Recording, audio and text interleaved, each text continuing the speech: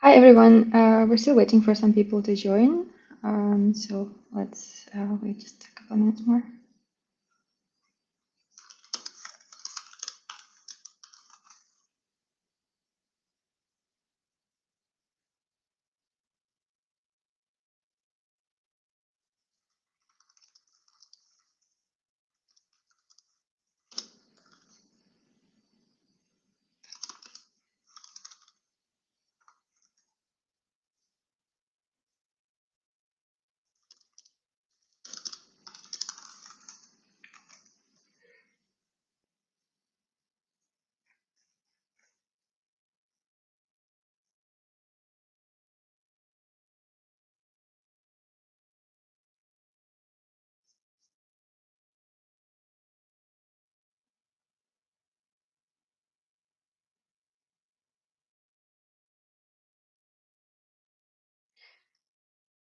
Cool.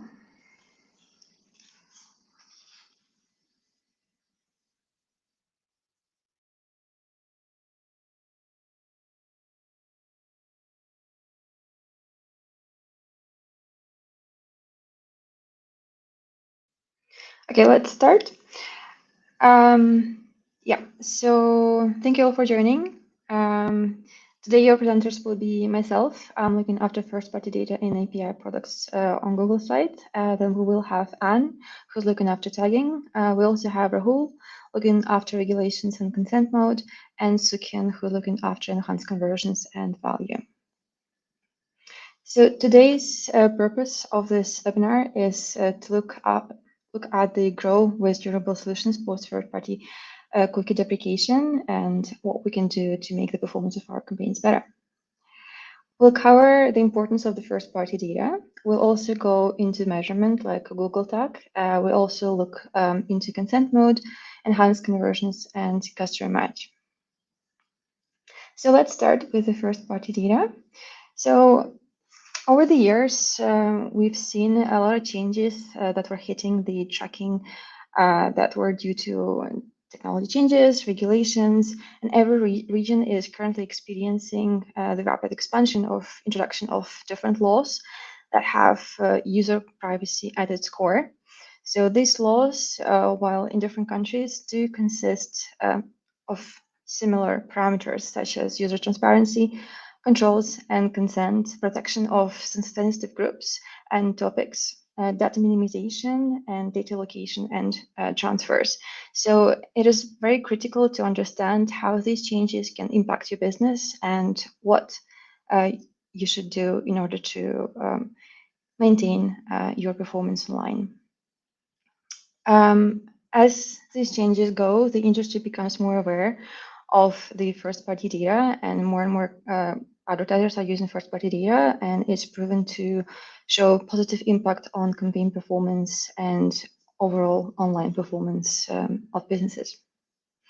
So the difference between the first-party data and third-party data is mostly who owns the data.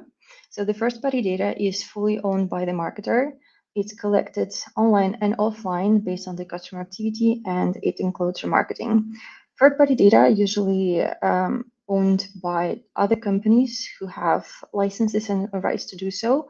And as we go with the changes in the digital world, we are more and more shifting towards the first-party data. So it's important to adopt first soon. And yeah.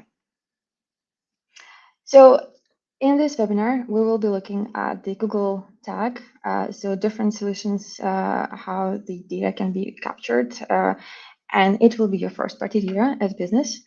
We'll also look at the consent mode that helps you to ensure that all of the new laws and regulations are followed to the dot. They can enhance conversions for leads and web, how they can be used as part of the first-party data solution and improve your performance.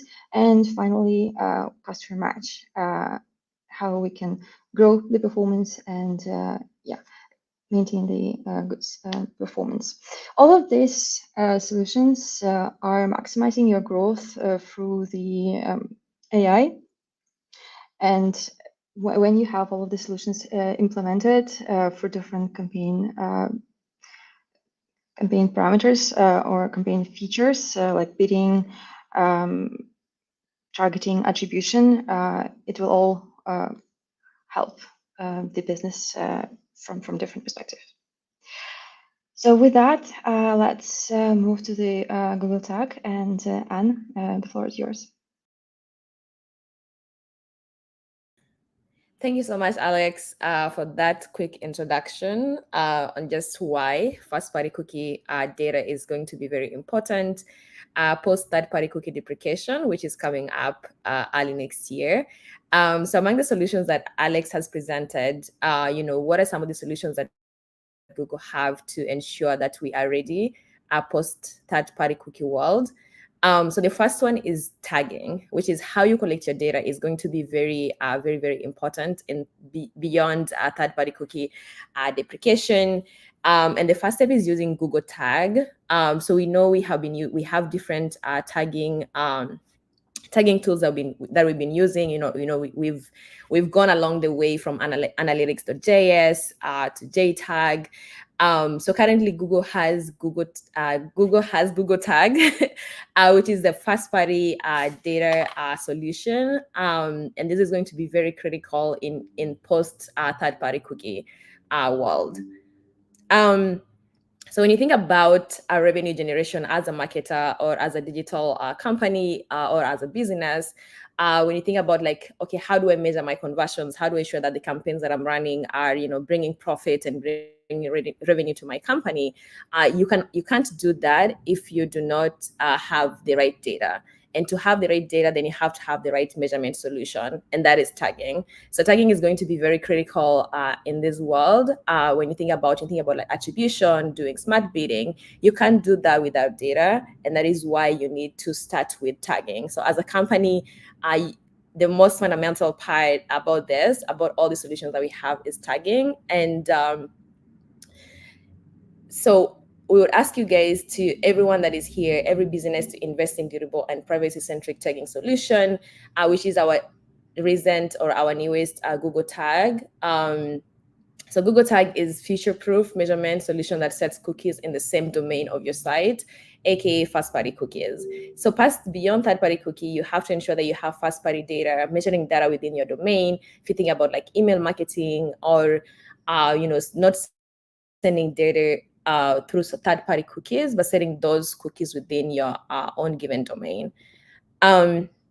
So as I've said, implementing Google Tag is going to be very key in your strong first-party data foundation and to enable you to drive performance in the future. So currently, Google also has an initiative called Privacy Sandbox, which is going to be how do we envision measurement looking forward beyond third-party cookies. So for you to even utilize Privacy Sandbox, which has different solutions, attribution, reporting APIs, user IDs, you have to ensure that you have Google Tag to begin with. And then the second advantage of Google Tag is improved accuracy via stronger conversion models. So powered by Google's AI, conversion modeling delivers the most representative view of your performance. Tags provide the essential inputs that inform our conversion and bidding models, enabling the highest quality optimization and most accurate measurement. So for us to currently in Google Analytics 4, we have modeling, but we can't do that when we do not have the data coming in. So that is why tagging is important.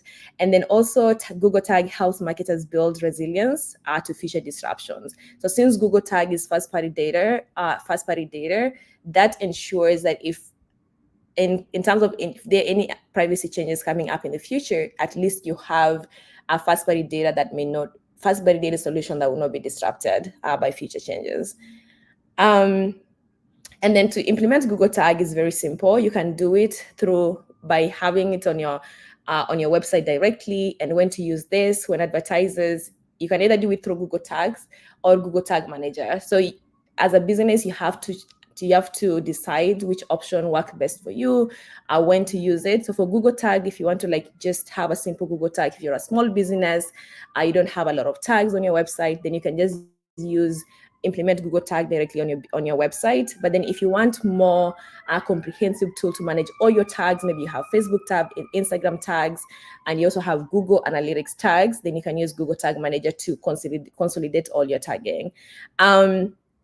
If you choose the website option, it's very simple, it's very easy to implement. But if you go the Google Tag Manager route, then you may need to have some developer resources or know a little bit more to implement this solution.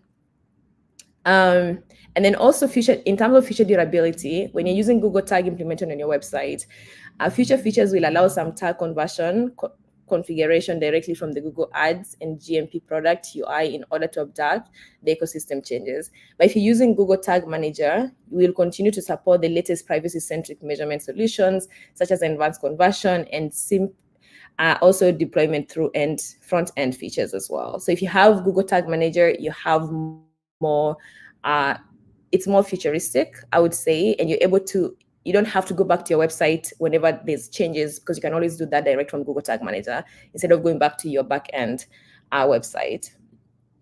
And then some of the things that we have noticed that usually come around when you're helping clients, common implementation issues that we currently have with Google Tag that as a business you need to fix. Are Google Tags not implemented site-wide? So initially, advertisers we would be interested in tracking landing pages because we are more interested in campaigns. But due to third-party cookie deprecation, we now need, as a business, you need to have tagging on all the pages of your website, because without third-party cookies, we are not able to carry the user behavior unlike we were able to do before. So it is important to have site-wide tagging so that the first-party cookie is set on every page across the user journey. If that is not set, then we might lose that tracking if one page or few pages on your website do not have Google Tag. So that is very essential for you as a business, not just to tag your landing pages, but also to ensure that you have tagging across all the pages.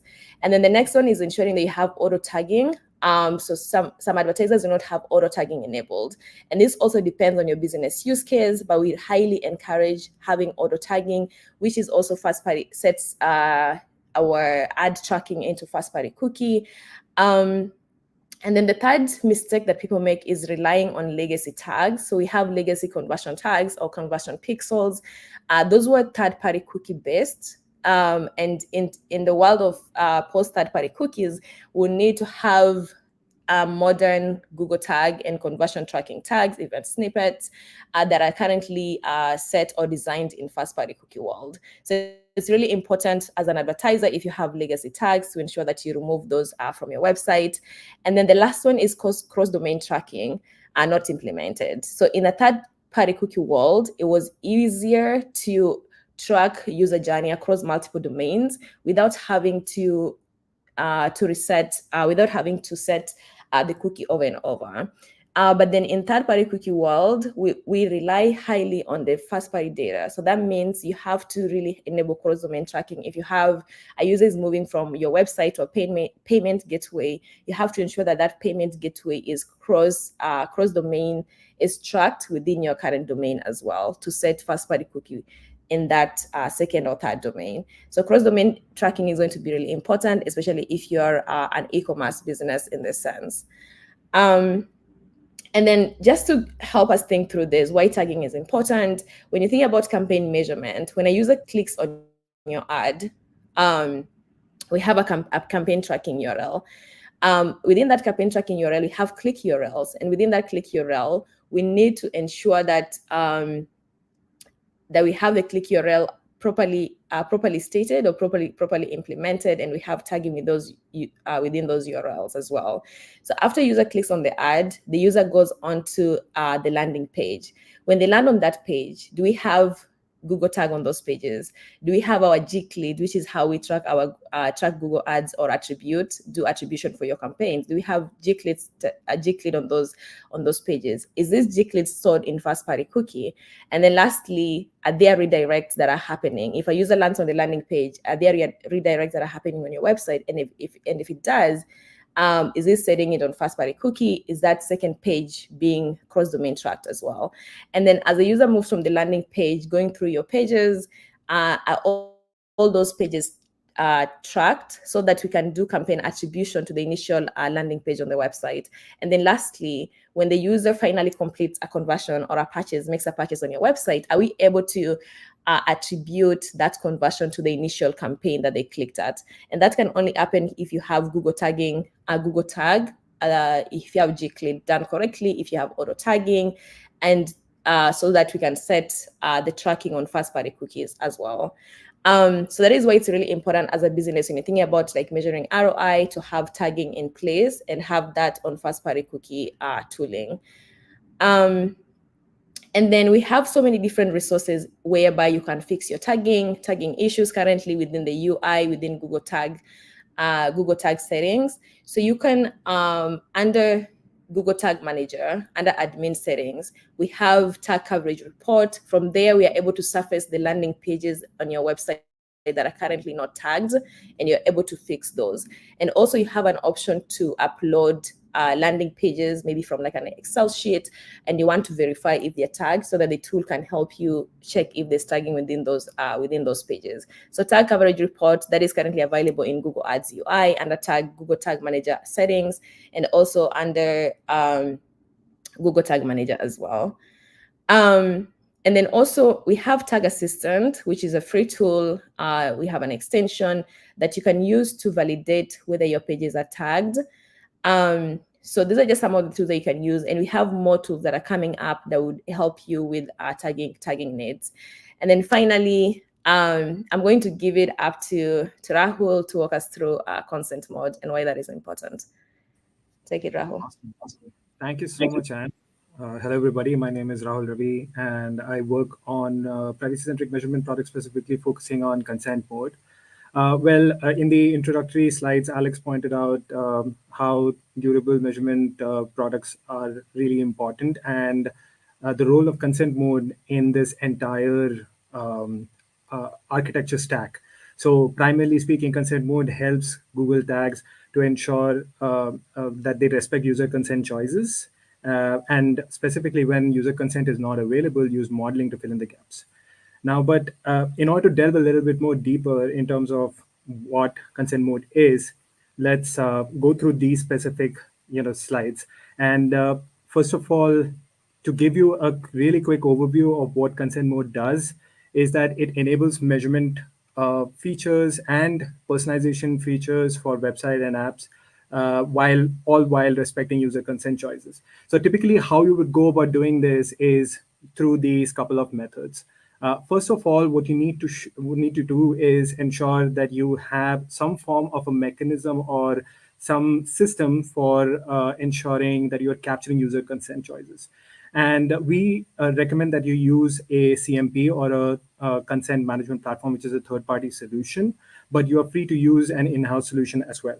The second key step over here is to ensure that you have a consent-aware banner. What that typically means is that the banner should be able to understand and record what the user consent choice is, if they have accepted or denied consent to marketing cookies or analytic cookies. And then in the third step, you can go ahead and set up consent mode by either using the CMP settings, which are integrated within the CMP solutions that they offer, or going about hard coding it if you're using a third-party solution or a third-party in-house solution. Typically, once you are done with all of these steps, then you can go ahead and verify if the implementation is working properly by leveraging the Google Ads UI, and it will show you the current status of consent mode. So with that, what we can do is take an illustrative example to really understand how this works in real life. So typically speaking, what will happen is that the user, once they land up on the website or app, will be presented with a consent banner, and they can either accept or deny or make a custom choice. So if they go ahead and accept the available options and they provide their consent, then tags fire normally. And what consent mode does is that it annotates the data that Google receives with an affirmative consent signal. In this case, everything works as usual, and all regular measurement and personalization use cases are intact. However, if the user goes ahead and rejects the consent choice, then in that case, the tags do not fire at all, and measurement and personalization use cases are disabled. Now, this is where consent mode really helps, because it really helps the Google tags understand that explicit user consent choice is not available, And hence, therefore, what it does is it uses AI-powered conversion modeling to fill in the gaps. So that is where the true power of consent mode really lies, and why this is so critical to ensure that in specific scenarios where there is a lack of user consent, measurement and personalization use cases are not, there is little impact to measurement use cases. So in order to understand how consent mode can be implemented, Google provides a plethora of options in order to ensure that consent mode can be integrated depending on the type of use case. So in this particular slide, we will take a look at how you can go about implementing consent mode in order to preserve measurement use cases, depending on whether you're looking at online measurement or offline measurement. So if you look at online measurement, depending on the buying platform that you have, consent mode integrates with Floodlight, Google Ads, Google Analytics, tags, or the GA4 SDK. In this particular case, our recommendation is to really use a CMP partner solution, but you can straight away go ahead and use an in-house solution as well to implement consent mode and call the consent mode API. If you are using a Floodlight tag, which is a legacy tag, then there are a couple of options. You can use the TCF or IAB's Transparency and Consent Framework, or you can use Campaign Manager 360's LTD parameter. Both of these options will allow you to ensure that consent signals are passed even if you have legacy tags. If you're an app advertiser and if you're using a app attribution partner, then the recommended solution is to really use a AAP-based consent solution to pass consent signals. In case of offline measurement, you can use the respective products APIs for passing consent signals, or if you are doing direct uploads, you can specify or annotate end user consent directly in the manual file that you upload. In case of personalization use cases where you are effectively doing audience targeting, depending on, again, online and offline targeting, we have similar solutions available. In case of online targeting, again, depending on the buying door, consent mode can be implemented and directly integrated with Floodlight, Google Ads, Google Analytics tags, as well as GA4 SDK. One key call out to note over here is the fact that if you have significant traffic coming in from the EEA, that is the European Economic Area, you now have two new parameters in addition to the traditional ad storage and analytics storage, which are ad user data and ad personalization. Now, these are available with the upgraded version of consent mode, that is consent mode V2 or consent mode version 2, and we recommend that you go ahead and configure consent mode V2 so that these additional new parameters are passed on to Google. Again, similar to the previous slide, in case of measurement use cases, as I highlighted, if you have a legacy Floodlight tag, you can again use TCF, LTD, or the NPA, that is the non-personalized ads parameter, to specify if you have end user consent for personalization use cases. In case of offline audience targeting, again, depending on the product that you're using or the platform that you're using, you can use the respective product-specific API to pass consent signals.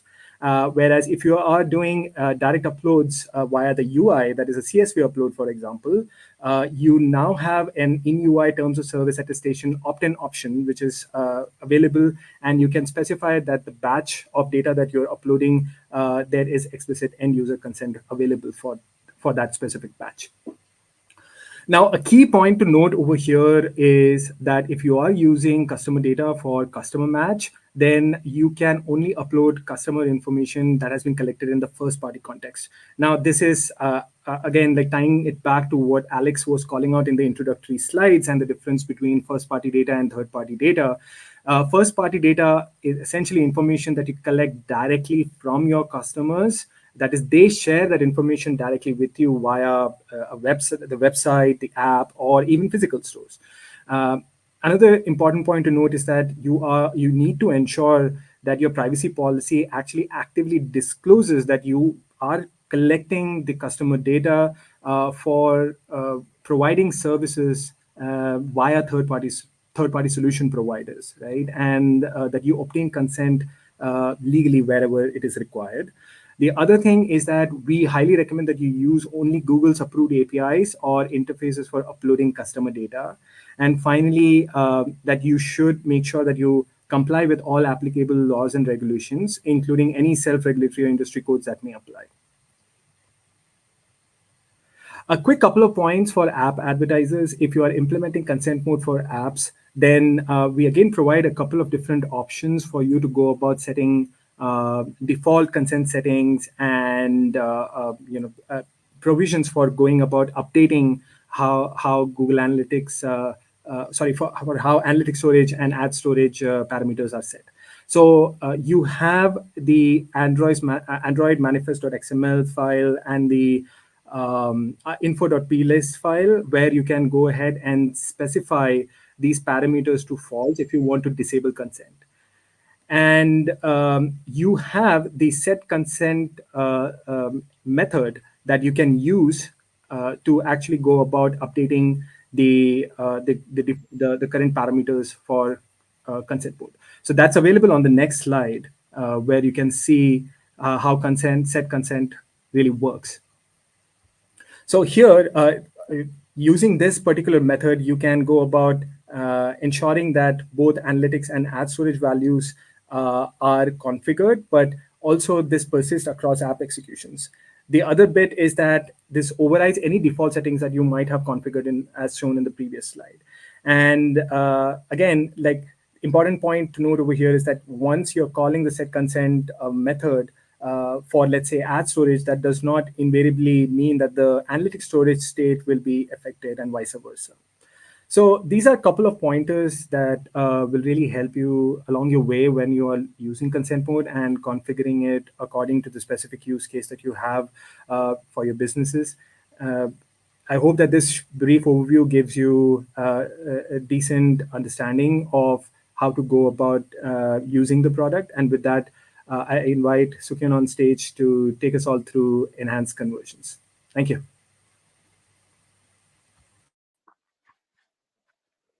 Thanks, Rahul. Hi, everyone.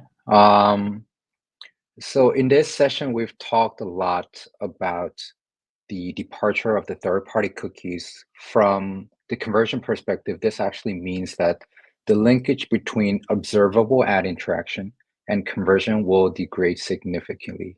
And this is why it's critical to implement enhanced conversions that's designed to fill this measurement gap by utilizing the first-party data powered by the conversion modeling.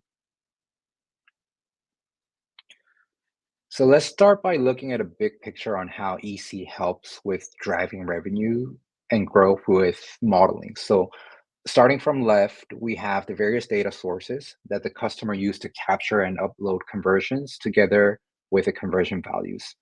Now, at this point, without enhanced conversions, the post third-party cookie deprecation, it will basically make the system extremely difficult to understand which ad interactions the conversions would need to be attributed back to.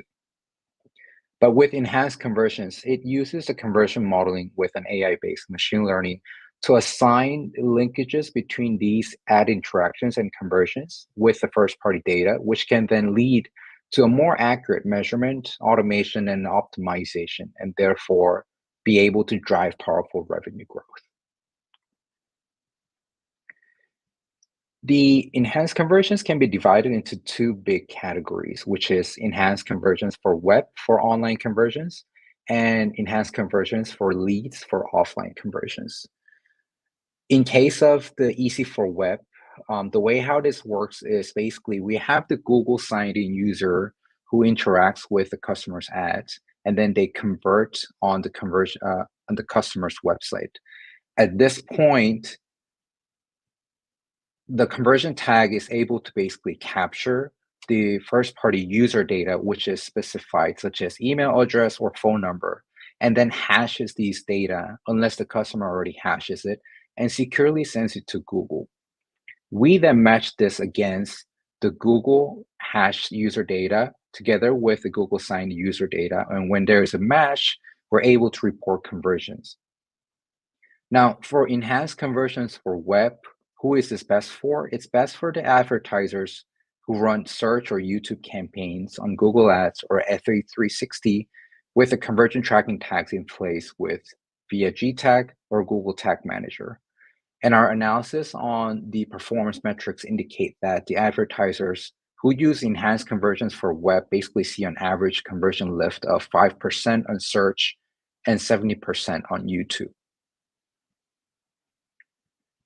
On the second category, we have the enhanced conversions leads for offline conversions. And this basically is able to measure offline or otherwise untrackable conversion events up to 63 days after the click, in which the customer is able to import all of these events directly into the Google Ads or also Google Marketing Platform. And by this, they're able to gain a more granular understanding of how all of these online click is able to drive the offline actions with a better reporting visibility, and provides more insights into how they're able to distinguish between the clicks and queries that lead to high versus low quality leads.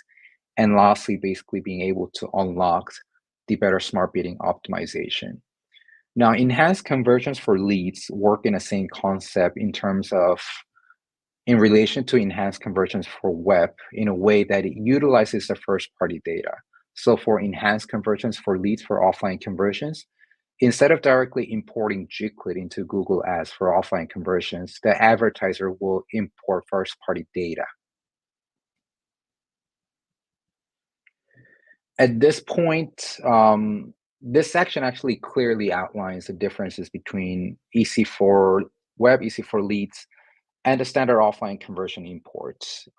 For EC for web, the required conversion type is online website conversions, where the main purpose is to increase the conversions that were missed due to browser restrictions on cookies and basically improve the measurement of online conversions. On the other side, we have the EC for leads, in which the required conversion type is the offline conversion data, and basically with the purpose to improve the measurement of the offline transactions that came from a website lead or a visitor. Now, the important piece here is that EC for leads actually does not require customer to set up or modify a separate CRM system that needs to retrieve and store gclit. Lastly, we have the standard offline conversion imports with the same conversion type as offline conversion data. Now, the standard OCI does not actually require the customer to either capture or hash the first-party customer data, but they need to modify or set up the CRM to store the gclits and then upload back to the Google Ads, in which if they don't have that separate CRM system, it can be time consuming.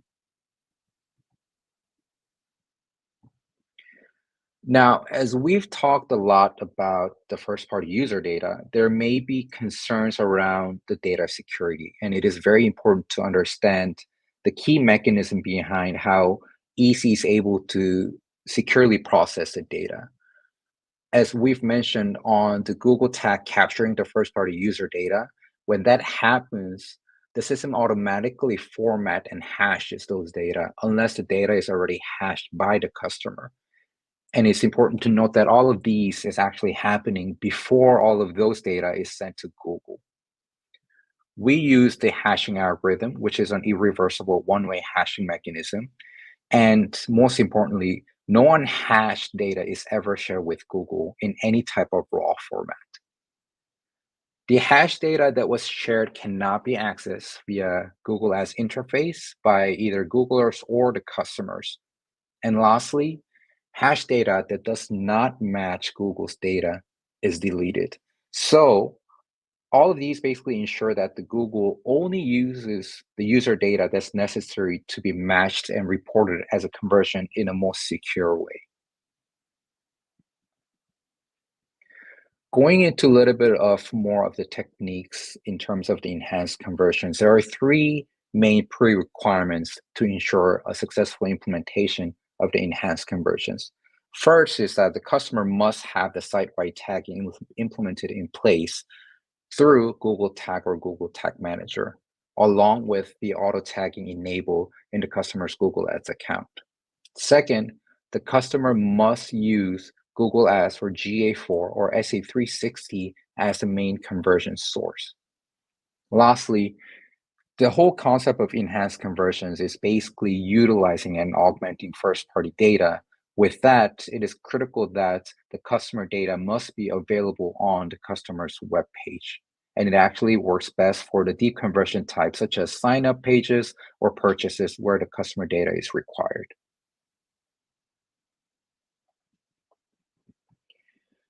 There are three main implementation types available for enhanced conversions for web, starting with the automatic tag base.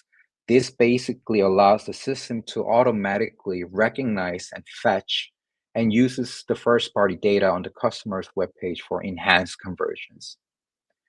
And we have the second option, which is manual CSS, JS, or code-based, where the customer does the manual work on deciding where and which type of user data that they're able to capture and send it to Google with the hashing. Lastly, we have the API, which is to be the longest implementation. But it's important to note that depending on the customer's current tagging infrastructure, it is necessary to visit and analyze which of these three implementation methods the customer is best suited for. For the enhanced conversions for leads, we have also different types of implementation or importing options for the first-party data, starting with the file upload.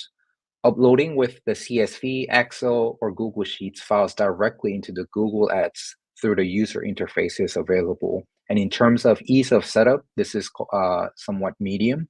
But in terms of the automation, this is low, because in order to set up the scheduled upload, the customer would need to actually link a file over HTTPS or SFTP.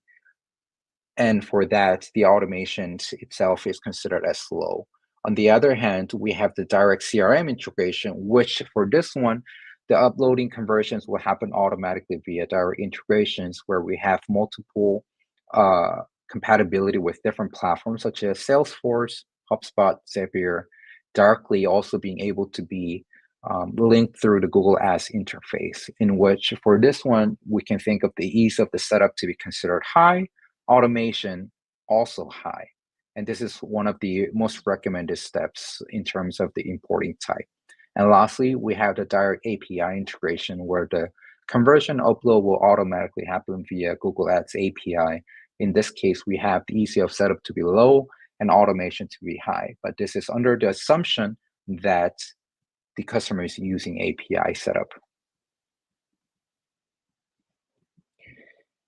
So in summary, it's important to see how the EC is able to bring a significant impact on the overall performance from end to end, starting with the EC being able to recover the lost conversions due to the browser and regulatory changes in which we've been talking about as the third-party cookie deprecation, and at the same time, being able to observe net new conversions coming from the additional first-party data, in which this will lead to a more improved observability from the augmented first-party data that will allow the conversion modeling to be more solid and accurate, and leading to a better data ingestion by the bidding models and attribution models.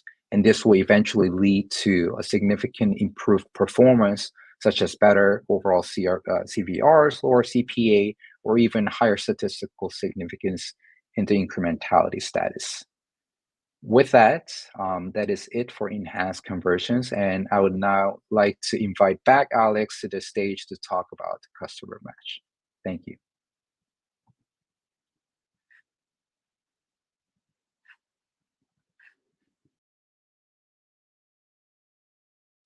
Cool. Thank you, Sekyun.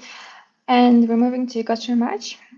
So customer match allows you to utilize your first-party data, your customers, people who actually came to your website, loyalty website, looked for something in your website, and match them against Google users, and then retarget them and help you segment your existing customers, acquire new, deliver the tailored message to these particular customers, depending on their journey. So when ingesting the customer match data, technically there are 4 steps. Step 1 is ingestion, followed by matching, optimization, and expansion. So first of all, you ingest your segment, your customer's data, and ingest it into Google as your first-party data. Moving on, Google matches the data against our Google users' data against your customer match, and then you are able to use this data to reach different audiences across devices and channels, and enhance, expand these audiences with similar customers. Customer match can be available across different marketing channels that are used for advertising. And when you upload the first-party customer data, there are different ways for the upload methods. So there are more longer implementation ways. So for instance, manual upload and API. So these 2 methods usually require more technical steps.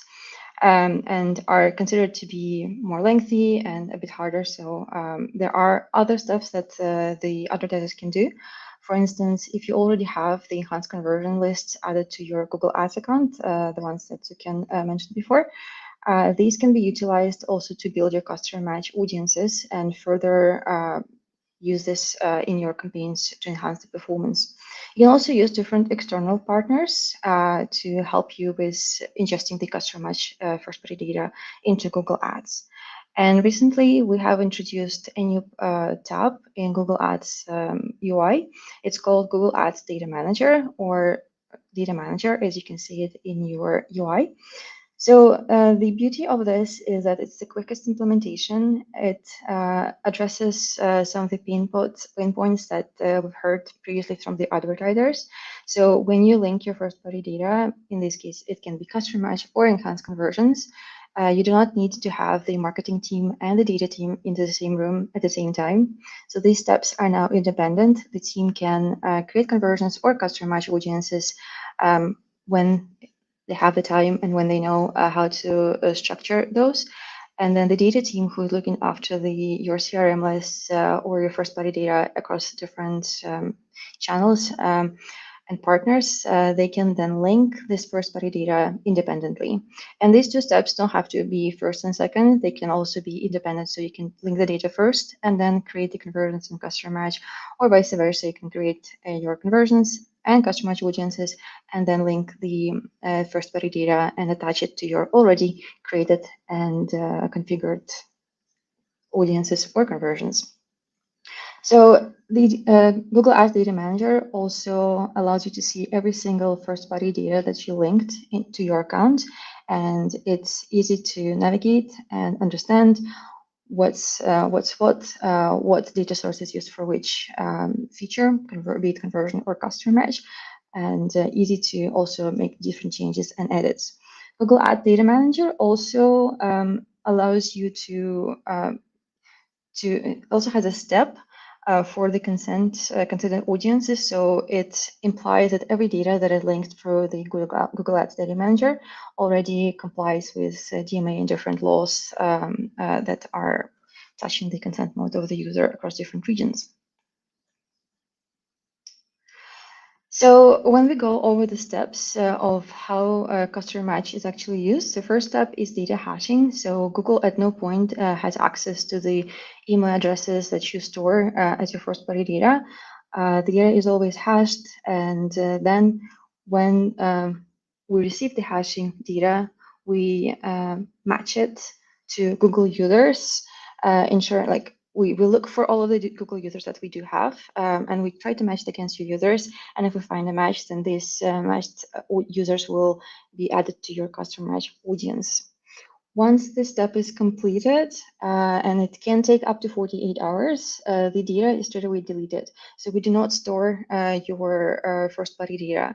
We simply look at it, deep dive, add these users into the audience lists, and then you can use this list going forward, but no data is stored at Google. We also prepared some common issues and FAQs that we've seen across for customer match. and we have some articles linked to this tag, so you will be able to also look at them and at your own time. So the most questions that we do receive from the advertisers for customer match would be if the account is eligible for the customer match. And it's very easy to understand. We have created a new, easy to follow step-by-step guide, which is actually just asking you questions like, for instance, do you have this much spend? Has your account been live for 90 days and stuff? And then it shows you at which stage you are, if you're eligible, and what are your next steps. If you're eligible, so your next step will be to look into hashing, ingesting the data, matching, and so on. So other questions we've seen from the advertisers before is the size of the customer match lists.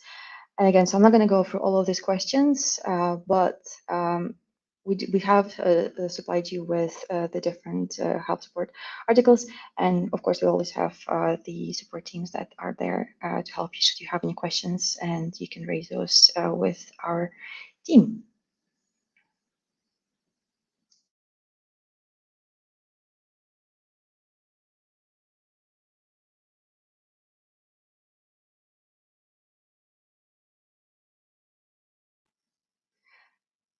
So we are at the end of our presentation, and yeah, I suppose thank you for coming. I hope you enjoyed the session, and this was helpful and useful, and have a great day.